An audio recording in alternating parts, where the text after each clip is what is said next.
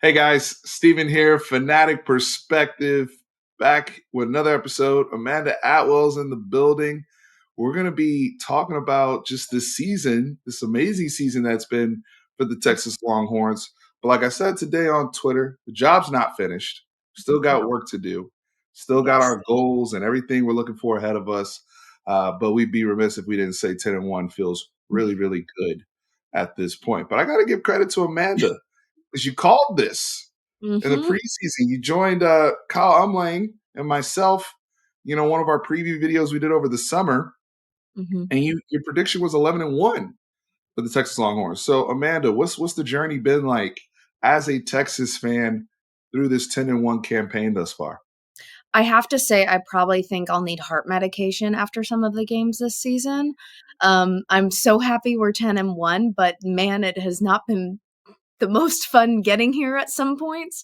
I mean, the W always feels good at the end of the day, but at what cost? Sometimes. Great They question. What kind? really know how to stress us out. Um, and at what cost? We were discussing this financially of how expensive tickets have gotten this season. But yeah, I mean, and I don't know if you remember this last year. I also predicted us to have a 8-win regular season last year. So pretty proud of myself 2 years in a row now. It's just I feel like just looking at this team and looking at the roster and just it really finally looked like Stark's team. And I felt like that was still kind of what was missing in the pieces last year. And you kind of saw that get put together this past weekend with Iowa State, them being very critical of our culture, which I mean, in reality, I was pretty critical of our culture up until now. Because when you're changing coaches every 3 years, what kind of culture are you building? But now Sark's really getting into his groove and really has put together the pieces of the team. That's not only he even said it himself. It's not just the talent on the field, it's the people as well and who they are as people. And they love each other. So they're going to be willing to go and run back after they have a turnover and tackle somebody so that because they're doing it for the team. It's bigger than just one person. And so I think that's what has been the game changer. I mean, when you see I can't even remember what that guy's name was, whatever the Iowa State kid that was mouthing off before the game last week, when you Rod see Huntford. Gerard, Yeah, his Jared, name is whatever his name was. I number mean, 54. yes.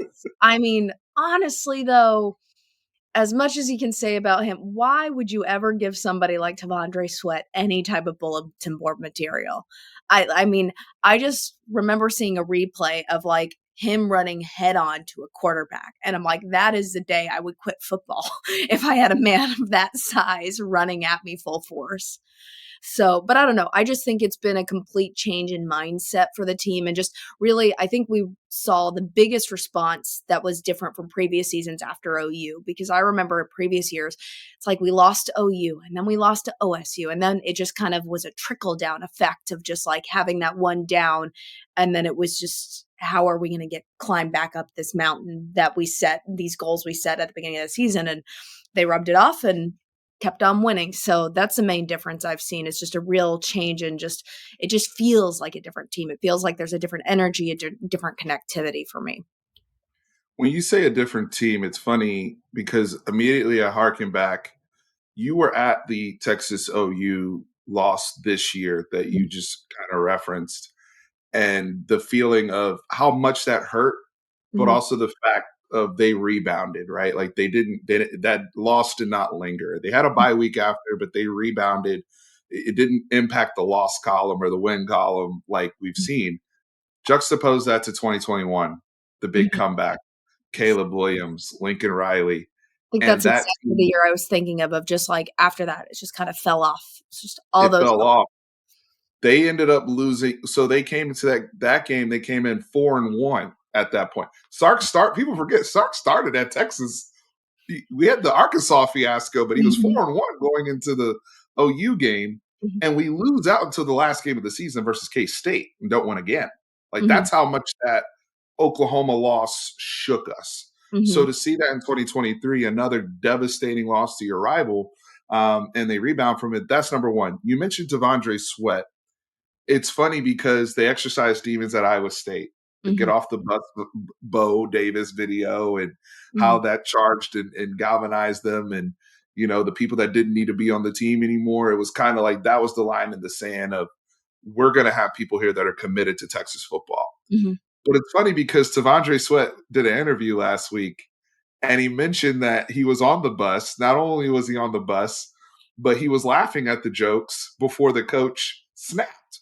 Mhm. And he immediately said, after Bo Davis snapped, I was the same guy, exact same guy that was like, "Yeah, we need to be serious, y'all. We need to lock in.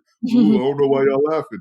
And it's funny because he's grown up the Mhm. last couple years, and I don't think we pay enough attention to like some of those guys that were there for the struggle just Mhm. had to grow up. They had to mature. They Mhm. had to develop from that. And I think seeing the growth of Tavondre Sweat, who decided to come back for another year, I thought he was justified if he wanted to go to the NFL last year. Mhm. I thought he was actually good enough. And him coming back, I saw a thing on Twitter, Amanda, saying, he's on like a Heisman Yeah, rankings. he's on a He's on Heisman list. Like, what? I would love to see him win the Heisman. They might have to make a new trophy that fits his figure a little bit better, though. I love he's such a standout on the field. It's been a treat to watch him work next to Byron Murphy. The young man on Iowa State, God bless him. I'm glad, but I was happy when he did it because I knew what it Mhm. was. I was like, "Thank Because if God." there's Slap that up there on the board. They need to wake up when they get to Ames, so that'll be a nice little and then just they're popping off on Twitter afterwards about it, just every single tweet of just them just being like, "Oh, yeah, not a culture program, are we?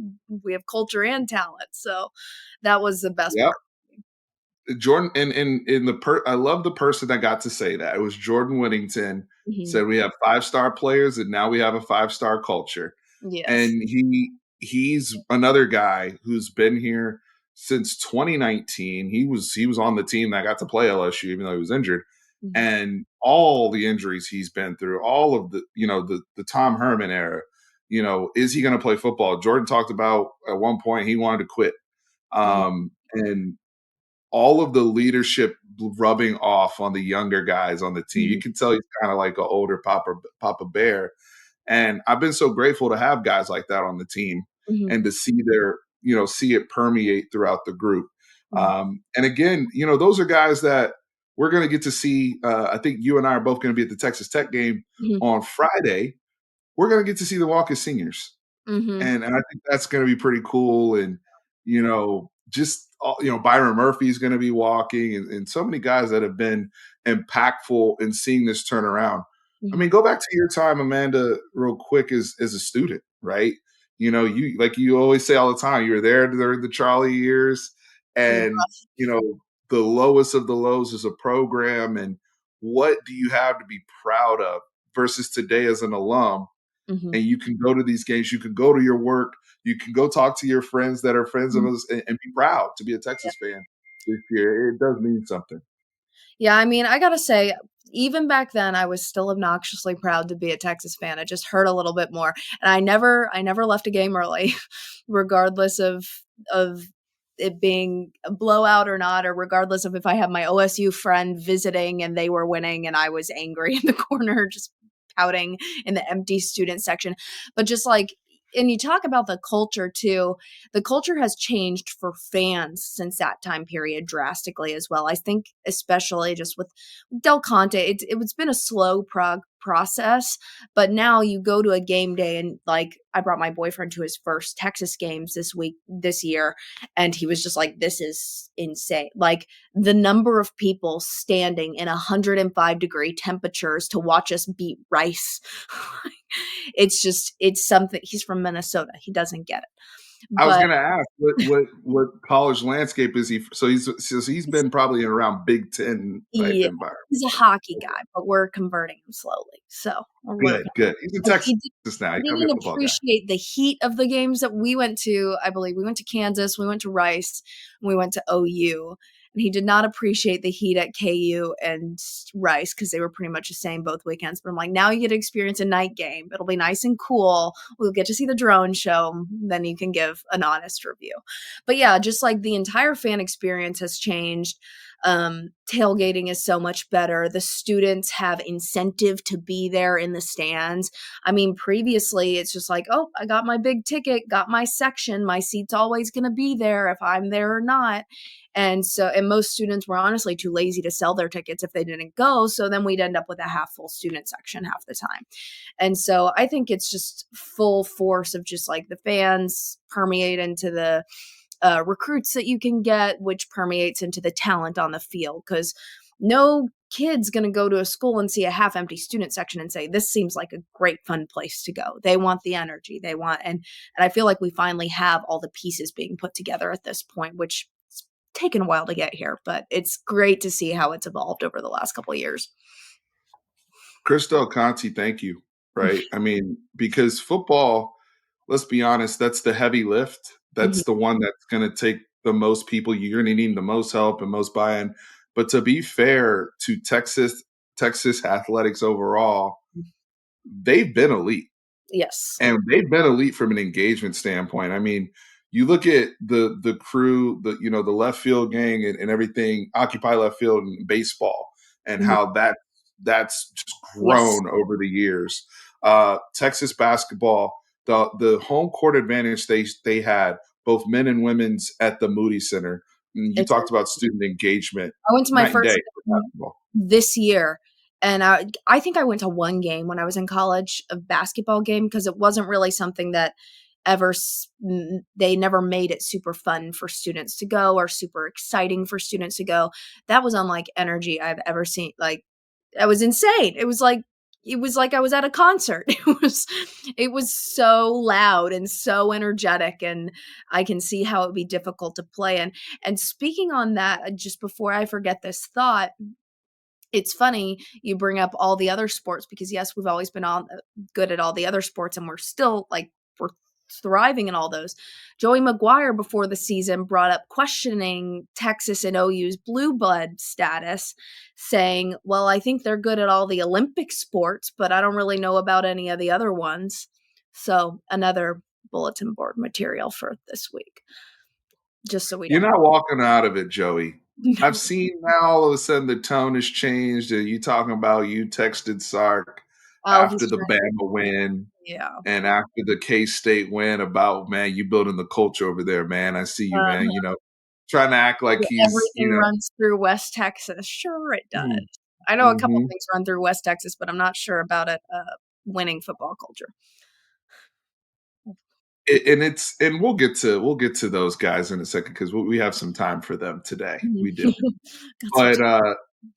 But just overall, I mean, the energy, I mean, volleyball right now, I mean, even on social media when I, get updates, people that, constantly posting, showing, Gregory and all these different atmospheres around Texas where it's like, man, we are serious, just this is, obviously everybody knows the standing academically and Mhm, what you come to Texas for, but having that atmosphere and environment just means so much more, and the money's being spent well, mhm, and the kids are responding.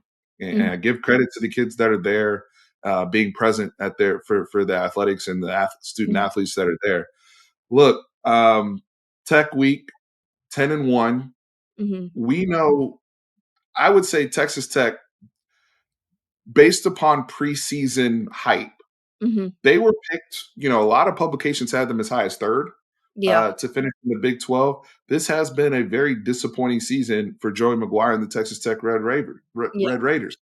They're 6-5 right now. They crawled over the hump last week against UCF Mhm. to get the bowl eligibility, which I thought we would maybe even be playing them at 5-6 to Yeah. see if they could go to a bowl. But they're Mhm, 6-5 now. mhm, And while it's been a disappointing year for Tech, they have won their last 3 games. mhm. All of that goes away if they beat Texas. Yes. That's the only that as was tasked by the Big 12 commissioner Mhm. himself, right? So Cool. I I'm I that to me, that should be motivation from our side, Mhm, though, of wanting to fight the power against that, mhm, fighting the Big 12 officiating this year. mhm. Every obstacle that has come against Texas in this matchup. I don't know, where does your head go when you think about Texas Tech playing them potentially one last time? Because I heard Joey say he would like the rivalry to continue. Where Oh, are your thoughts on all that? you know why he's saying that? He's just saying it so all his fans can say, "Oh, Texas is too scared to play us." No, we just wanna play higher quality opponents. Sorry. Your time has passed. But anyways, I mean, not to be said, it would be fun to have a instead of Rice, I would slide Tech in instead of Rice every year. I mean, instead of a team like Rice, I wouldn't mind playing Tech. But I'm not going to slide them in for a team the caliber of a Michigan or of a Ohio State in the preseason because I just feel like we can tell more about ourselves after playing a team like that in the preseason, like with Absolutely. Alabama this year. But anyways, with Tech, specifically, I don't think it's even a fact of we should just beat them. I think this needs to be a statement game. I think this needs to be a multi-touchdown victory. I mean, I'm looking back to 2 years ago when we put up 70 and that's my expectation. I mean, it might be a little lofty just based on recent games, but it's like if you want to talk about trash talk that has come out pre-games and just consistent. I mean, I never really realized it until I moved to that area because I did cover Texas Tech football for 3 years. I mean, I know the Aggies hate us. I think Tech might hate us more.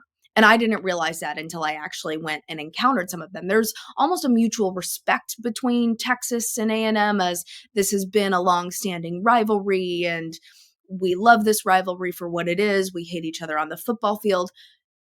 Tech just seems to hate us just to hate us, and I love my Red Raider friends, I really do, but it's just been a p of I mean, every chance they get, the commissioner, Joey McGuire, every single t chance they get to speak down on Texas, they do. They take the shots because it's been easy to take the shots the last couple of years. I think this needs to be a statement game to show them that those are not the shots you can take anymore, and you definitely do not wanna walk out of the Big 12 having lost to Tech for the last time ever. I mean, ask A&M. I'm sure we do not want to be that. But I think it needs to be a statement when I don't want to see a single field goal victory. I mean, a W is a W. I'll be happy regardless, but I'd rather it be. Absolutely. And I think I have the full expectation it should be. There's no expectation. It's a night game. It's home. It's our backyard, our fans, our stadium. Uh, Senior night. Senior night. There's no reason this shouldn't be the best game they play all year. Period. With you and setting the tone going to Arlington the Yes. following week. There's all these people doing Allen from the hangover type math about what happens if Texas loses because we haven't technically clinched. Mhm. And the Big 12 commissioner, Lord Farquaad over there, who changed the rules or, did all this other stuff to manipulate that. But you don't have to worry about that if you just win. And Exactly. so that's number one. You're right. We got to get the W, finish the season 11-1. That way you're right on your prediction. Mhm. And we're in the Big 12 championship game, worrying about who we're going to play in Mhm. Arlington. I'm going to ask you what preference you have of opponent of anybody you'd like to see.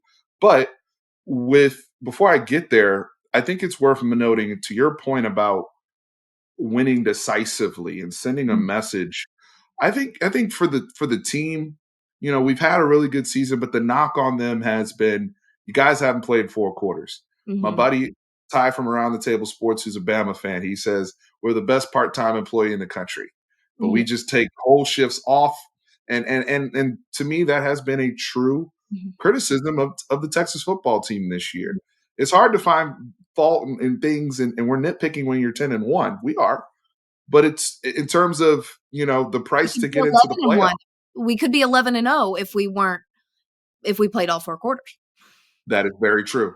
That is very true. And when you think about, I think it becomes a bigger problem when you've lost a game because of that Mhm. behavior. It has already cost you a game. So I don't think we're overly nitpicky when we think about, hey, we got to figure out short yardage, which was a problem in the OU game. You're at the 1 yard line, you don't score, that cost and you lose by 4, Mhm. right? And you know getting off to where we didn't play a complete half either way. Mhm. Quinn Ewers struggles at the beginning, but then he's a man on fire in the second half against OU and can't miss, right? So having that consistency across the Mhm. board, I think feels good for the team. And Mhm. let's be honest, we are trying to put together a resume for the college football Mhm. playoffs. That is also outside of Texas's control because we're not undefeated. And as Mhm. of we sit right now, as we record, the college football standings just came out, the new ones. Texas is still at 7 for Mhm. those of you watching and listening out there. Also, please like, share, and subscribe. I appreciate Mhm. it. Help us grow the channel. But there's 5 unbeaten teams ahead of Texas right now. Mhm. So we got to let some things play out. Michigan's playing Ohio State this week, so we'll know we'll go at least to 4. And everybody's monitoring the situation of Florida State without Jordan Travis. Mhm. Unfortunately, that Yeah. horrible injury he suffered, but they still have 2 games left to play. So we get Mhm. to see. So there's going to be some opportunities. Mhm. Washington's going to have to play Oregon in the Pac-12 championship game. Mhm. But for Texas, to make sure you stay ahead of Alabama, Mhm. to pass Oregon as that preferred one-loss team, we gotta put forth that we are playing our best brand of football this time of year right now. I completely agree with you there. Yeah. Any thoughts you have on the playoffs before we get to the Big 12 championship game? Honestly, I haven't really thought much about the playoffs because this is gonna sound very cliche. I'm just trying to think, can we get to the Big 12 championship? Because I it's almost respect an it. out of body experience. Oh, sorry, my cat is Nacho, get down. Get down. He was about to knock something over. I had to throw something at him. Um, anyways, being considered for the playoffs is just kind of such an out of body experience to me at this point because I don't know, I've had battered Longhorn syndrome for the last however many years, and we're just like 10 wins, please, for the love of God. And the fact that we're being considered, I kind of want us to cross those bridges when it comes. When you look at it, I don't really think, I mean, I don't know how they put certain teams above us based on wins and quality of teams and opponents. But what do I know? I don't vote for on the college football playoff committee. So that's just kind of been something where I'm like, I'll cross the bridge when I come to it. I'm fully focused on us putting up 70 on Tech and going to the Big 12 championship, which my opponent, I do have an opponent I really, really want for the Big 12 championship. And I think a lot of people share this thought process with me. I really want Oklahoma because I know we can beat them. And I know the chip is there. And I feel like between the 3 options that there are now, I would be most confident going into that game. I would be very confident going to play OU as well. They have not only are they just have not been humming at the same level since they played us. They that's a team where I felt like we played a C game, C Mhm. minus, And they and played yet an A plus plus game, the best game they you have played know all season. they look. I was told from some people that they even did every training regiment or pro activity that they did in their off season. They always went to 49. They would do push-ups to 49. They would, do reps out totaling 49 because they were so embarrassed I mean, about and 49 to rightfully 0. so. Rightfully so, and I mean, give them credit, they came out and did what they needed to do that day, but that was I just do I think they could do it again? No. I don't have confidence that they could put on that kind of especially in a I mean, the Cotton Bowl is an environment. You're put in and you can say that the environment doesn't have an impact. It does. You put them in Jerry World, that's not gonna be nearly as much of an environment for them as the Cotton Bowl was, and just I don't looking at how they're playing now, I don't think they could string 2 of those and they crossed that bridge, they won their Super Bowl, they printed T-shirts. It's over. Look, and I wouldn't underestimate them. I still think that they're overall a very good football team and a team that for resume purposes, I can't call them trash because then that in turn makes us look bad. But Yeah. and from a rivalry standpoint, from a motivational standpoint, and like you said, from the fact that we believe we're a better football team than them. I certainly would welcome a matchup with OU again. Mhm. I want it back. I mean, it'd be great. You're 11-1 or finish 12-1, but you avenge your one loss against that team, which would be similar to what OU did in 2018.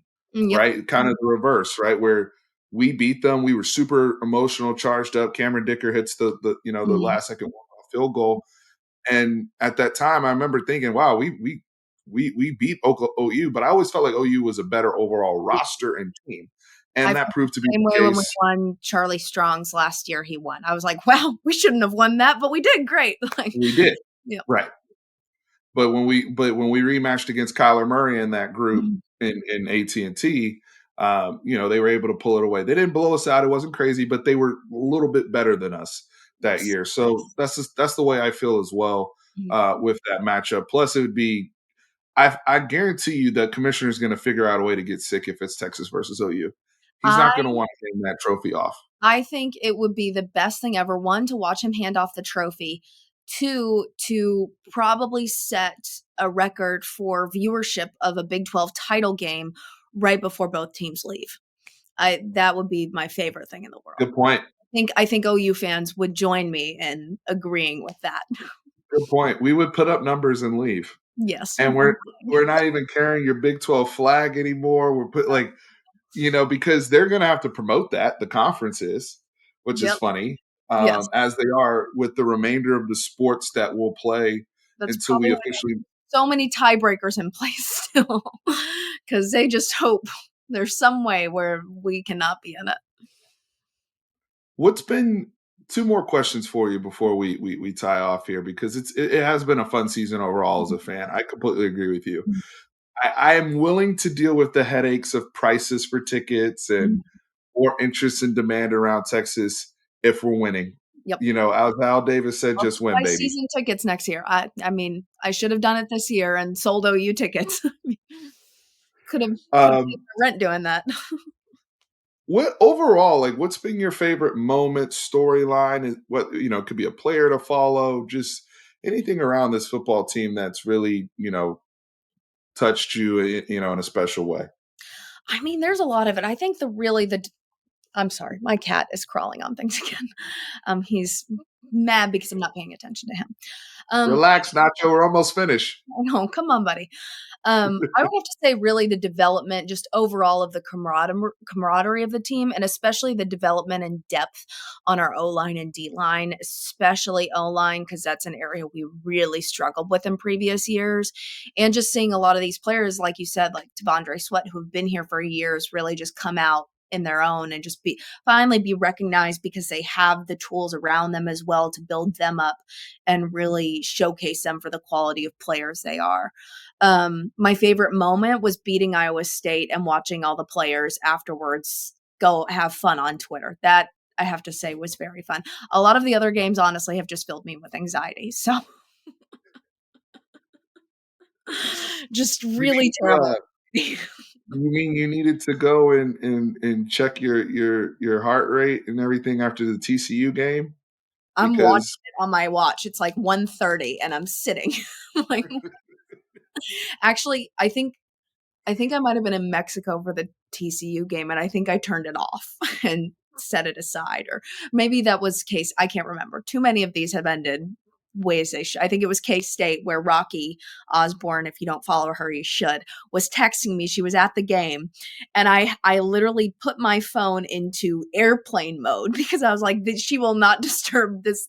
Texas football will not ruin this margarita right now because I was so afraid we lost. And then I turned it back on and we have won in overtime. So, you know, but yes, the most of this season has just been filled with anxiety. But you know what? I would rather be dealing with that anxiety and have a win on the other side of it than a loss because for so many years it was anxiety, anxiety, anxiety. Once one touchdown game, we lost.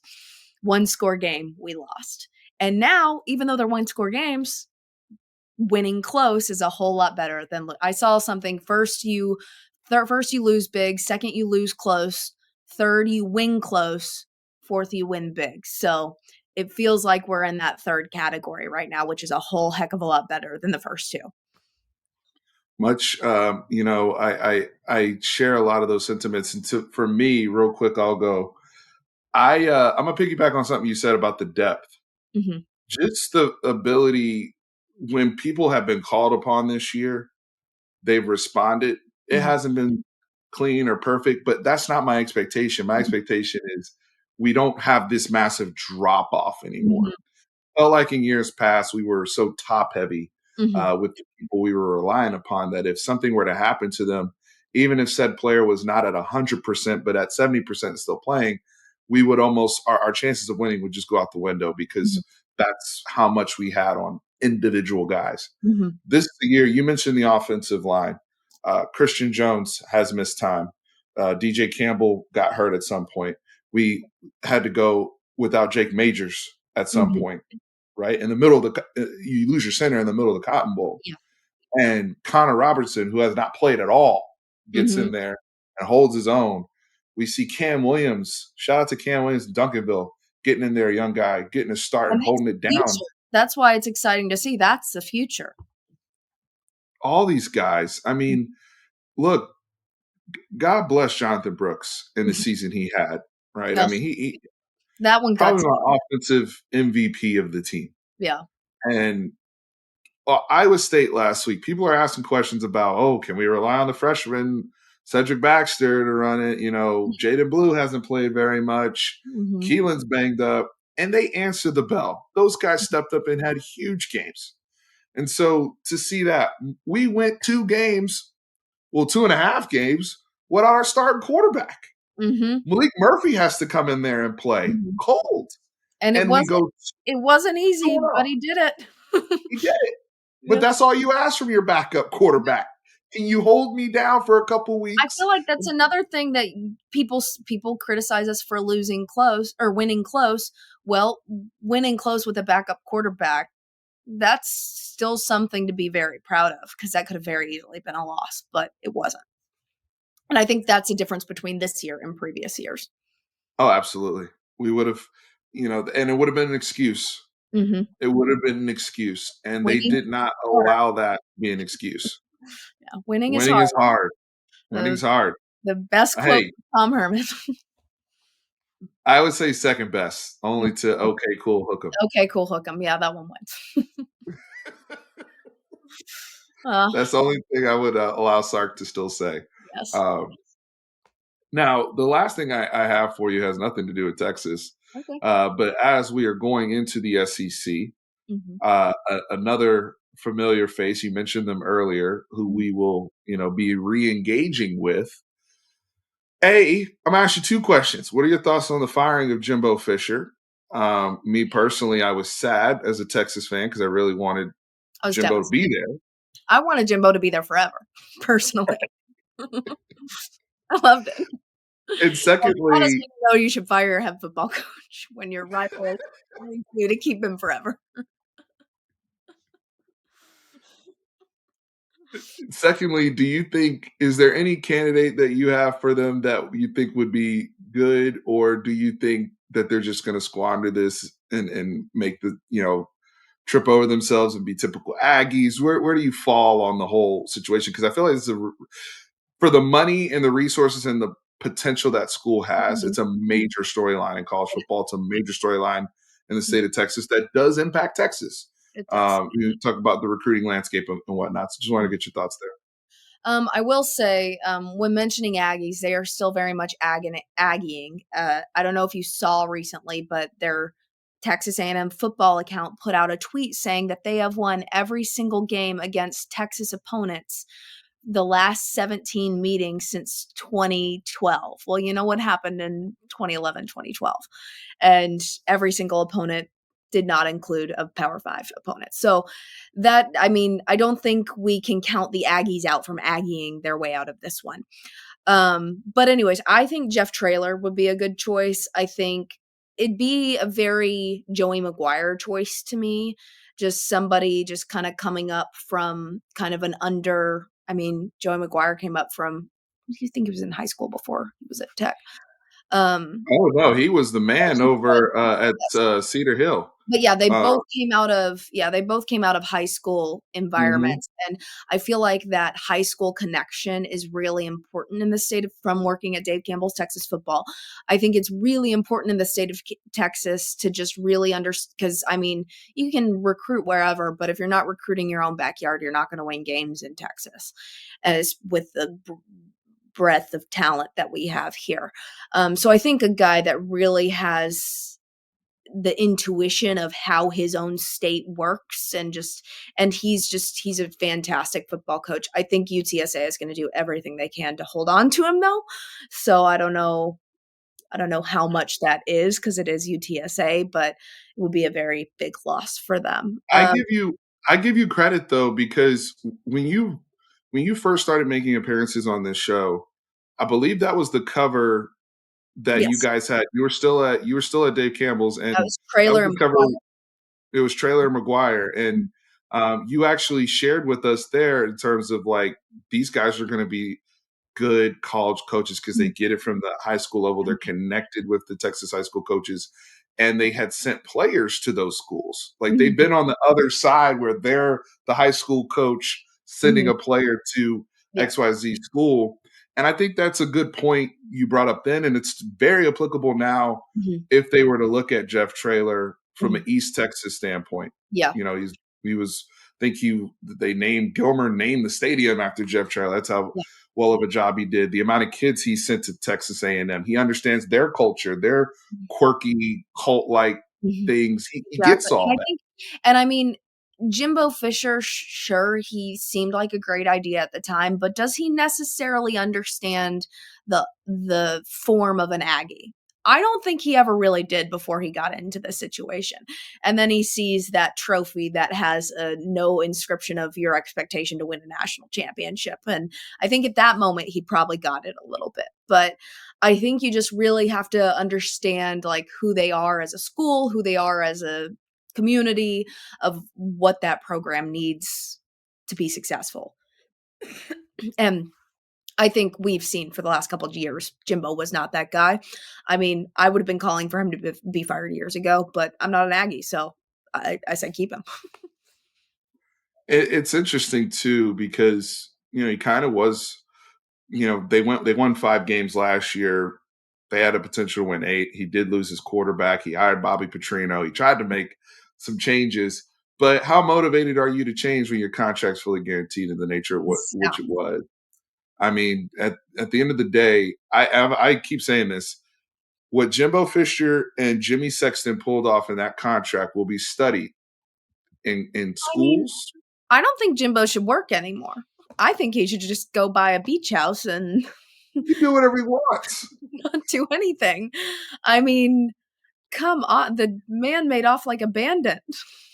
Paid for I saw one tweet, and this is bad, but some somebody said, "A lot of y'all are gonna be really angry that a bunch of Texas A&M wealthy Texas A&M boosters are spending their money on this buyout, but they could be spending it on a lot worse things." And I was like, you're making a very good point there with, how people are spending their money. But, I mean, I don't think he should do anything, but as far as the position goes, I think Jeff Traylor's a good choice. I honestly haven't looked into it much more because, like I said, I've been very tuned in on Big Oh 12 yeah. games, my own team. I Well, can't say I've watched an A&M game this year either, so I couldn't even tell you how their team looks, honestly. Unfortunately for them, the other aspect of this is holding their current recruiting class together, as well as recruiting people that are on the roster and holding them at And there's a report that came out today that Evan Stewart is already leaving the team and Oh, yeah, wasn't there hitting the some tweeting portal. like, "I'm thinking" or something? I don't know. Just Yeah. So like to get um, on their toes. I've made the joke that some teams are going to be Black Friday shopping at College Station this year off that roster, That's funny. Yeah. Yeah. filling needs. But when you make a decision to fire a coach in season, and with this time frame, that That it's comes never a great time to fire a coach. especially in the transfer portal era. I mean, that's what comes you gotta I mean, I think Texas has finally gotten to the point where we've built a culture that we don't feel as prone to losing players to the transfer portal, but when you're at that stage, back to square one. I wouldn't be surprised if they saw a big changeover in players, and they should. I mean, you want whoever comes in next to build their own team, and but you do want those senior leaders, and I'm sure some will stick around. But Oh, just absolutely. that Aggie cult mentality, some of them will stick around. So and that's kind of wrapping that up, right? I mean, I will always give credit to Sark in that regard. This staff and the continuity of this staff, they don't. What was the saying? They don't burn bridges with Mhm, kids. So if you're a lot of guys that are on our team right now, Texas was their second choice. Quinn Ewers mhm, was a guy that flipped to Ohio State and went to mhm, Ohio State first. Xavier Worthy was at Michigan, mhm, and Alabama was his second choice because of his relationship with Steve Sarkisian. Then he goes to Texas because of Steve Sarkisian. You talk about some of our best mhm. players on this roster. I can go down the list of numerous Playing guys, Midville. Yeah. right? Mhm, Jalen Catalon went to Arkansas, and when he came out, Texas was second. mhm. So holding on to those relationships, there's kids. I hate to say it, but there's kids at A&M where we were second, and I know bridges weren't burned. Hey, we enjoy yourself, have a great career, stay healthy, Mhm, graduate a whole bit. But if anything doesn't work out, you have my number, right? mhm. Like, there's no there's no love lost. Yep. And I've always liked the way we've done business in that regard under Mhm, Sark. It's just the right thing to do, mhm, in my perspective, and I think that's why we've been very fortunate with how we've been able to build this roster up underneath him in the last 3 seasons. mhm. Amanda, thank you so very much for coming on. Happy Sure. Thanksgiving. Yeah, happy Uh, Thanksgiving.